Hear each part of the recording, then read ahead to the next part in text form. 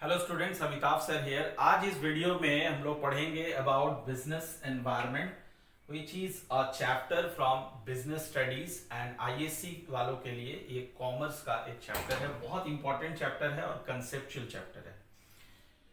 तो आइए इसके कंसेप्ट को पहले क्लियर करते हैं।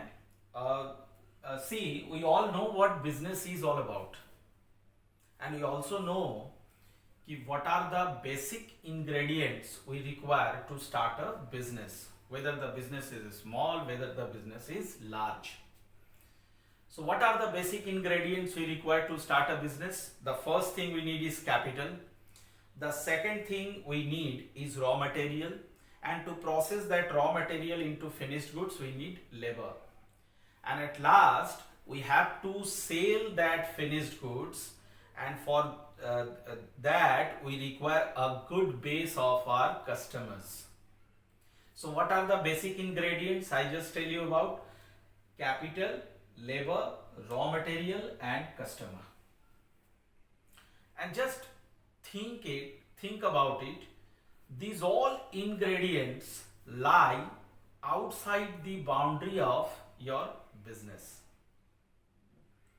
Since they lie outside the boundary of your business, hence the business does not have any control over those ingredients. But still, they have a good effect for the business to perform successfully.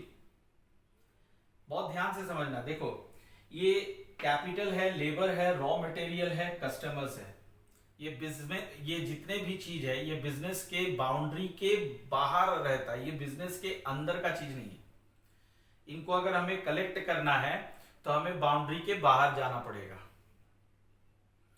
इन सारे चीजों में business का कोई control नहीं है, लेकिन इनका effect इतना इंपॉर्टेंट है किसी भी बिजनेस के लिए। वो ये डिसाइड करता है कि बिजनेस जो है वो सक्सेसफुली रन करेगा या नहीं करेगा।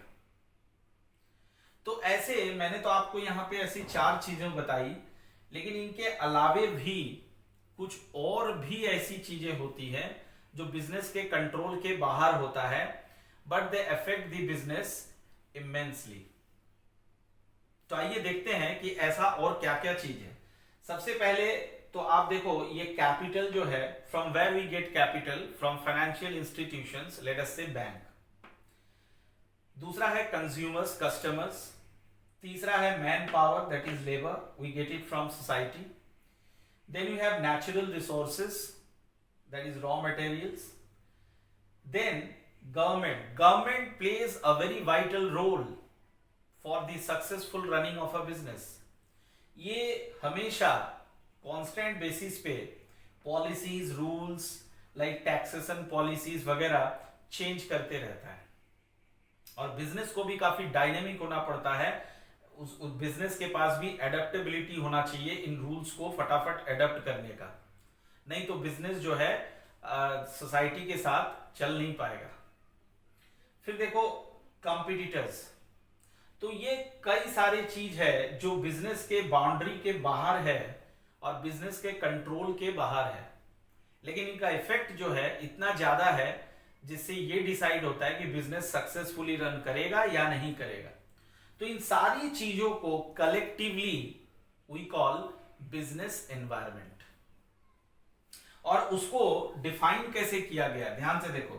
It refers to the sum total of all individuals, institutions and other forces which are outside the control of a business firm but that may affect its performance. इसको ध्यान देना। all individuals is the sum total of all individuals. Individuals say consumers, say competitors. Then institutions say bank, ठीक है, and other forces say government, natural resources वगैरह वगैरह, which are outside the control of a business firm, जो business firm के दायरे के बाहर है, जिसमें हमारा बिजनेस फर्म का कोई कंट्रोल नहीं है, लेकिन that may affect its performance। तो ये बिजनेस एनवायरनमेंट के बारे में मैंने आपको बताया। इसका कंसेप्ट आई होप आपका क्लियर हो गया। अगली वीडियो में मैं अगले टॉपिक में जाऊंगा।